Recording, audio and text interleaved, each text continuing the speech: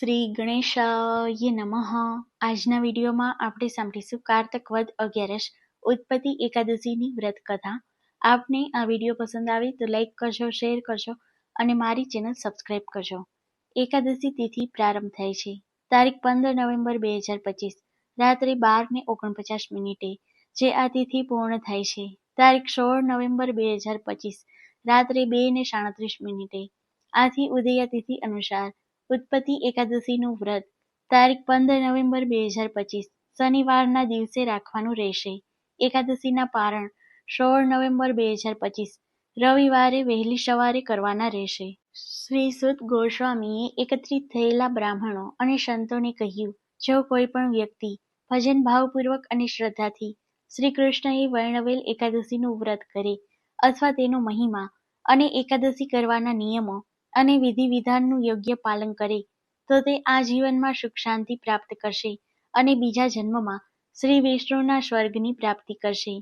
એક વખત અર્જુને શ્રી કૃષ્ણને પૂછ્યું કે હે જનાર્દન, મને એ સમજાવો કે એકાદશીના દિવસે સંપૂર્ણ ઉપવાસ કરવાથી કે રાત્રે ફક્ત એક વખત ભોજન કરવાથી કે દિવસે એક વખત ભોજન કરવાથી શું ફળ મળે? આના જવાબમાં શ્રી કૃષ્ણએ જણાવ્યું કે હે અર્જુન, કાર્તિક કૃષ્ણ પક્ષમાં આવતી એકાદશીથી દરેકે એકાદશી વ્રતની શરૂઆત કરવી જોઈએ.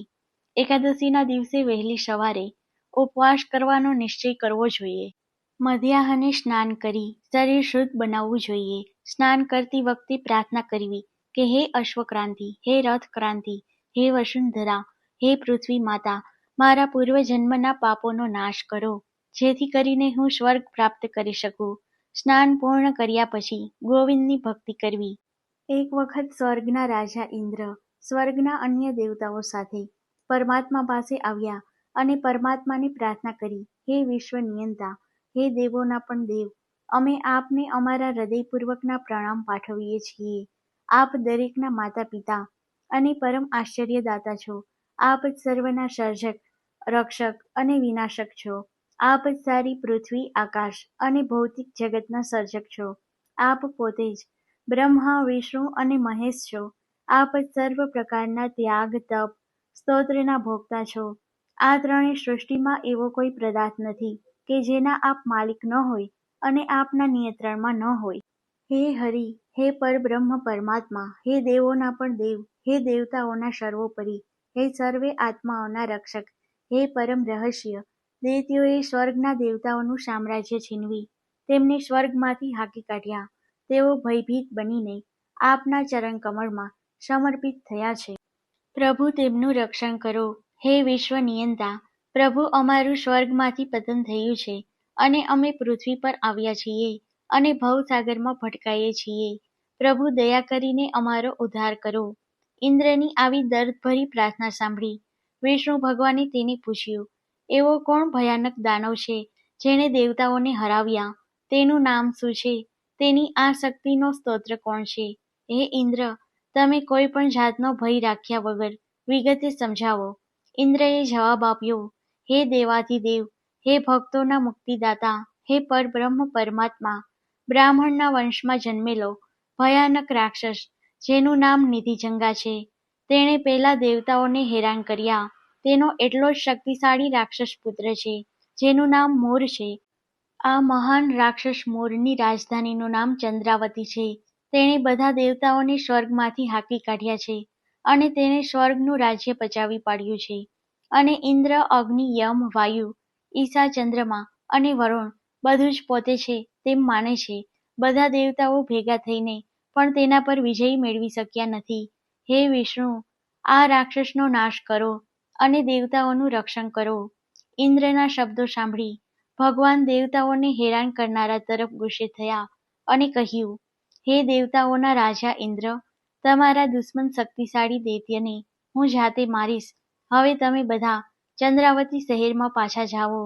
ત્યાર પછી વિષ્ણુ ભગવાન સાથે બધા દેવતાઓ ચંદ્રાવતી જવા રવાના થયા. એક બાજુ દેવતાઓ પોતાના હજારો શસ્ત્રોથી યુદ્ધની તૈયારી કરતા હતા તો બીજી બાજુ દાનવોના લશ્કરમાં મોર મોટી મોટી ગર્જના કરતો હતો. દાનવોના હાથે પરાજય પામેલા હોવાથી દેવતાઓ વેરવિખેર હતા, પરંતુ હવે પરમાત્માના નેતૃત્વ નીચે દેવતાઓને ભયમુક્ત બની ફરીથી તાકાતવાન થયેલા જોઈ દાનવો અત્યંત ગુસ્સે થયા. જોકે પ્રભુએ અન્ય બધા રાક્ષસોને સહેલાઈથી માર્યા, પરંતુ મૂળ રાક્ષસને મારવાનું ખૂબ જ મુશ્કેલ હતું.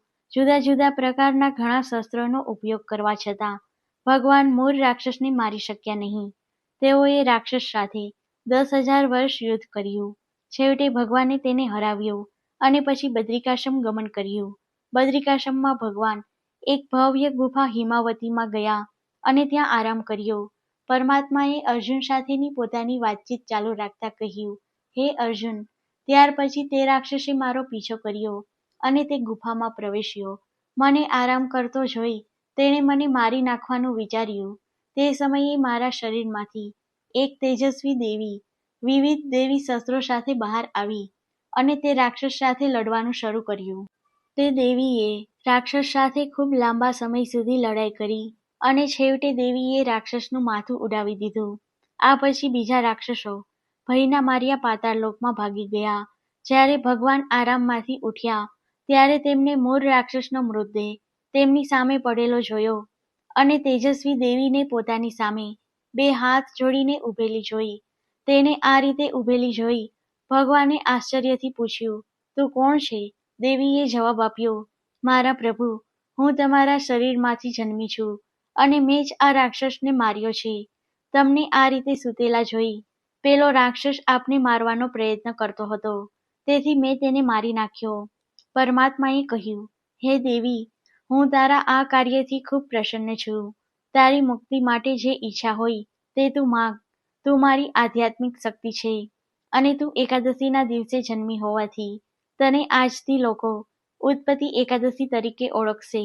જે કોઈ એકાદશીનું વ્રત કરશે તે બધા પાપોમાંથી મુક્ત થશે અને સ્વર્ગના અનન્ય આનંદ અને સુખની અનુભૂતિ કરશે.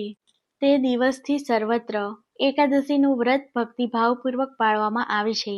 હે અર્જુન, જે વ્યક્તિ એકાદશીનું વ્રત કરે છે તેને હું પરમ મુક્તિ આપું છું. હે કુંતી પુત્ર, બારસ સાથે ભેગી એકાદશી એ શ્રેષ્ઠ છે.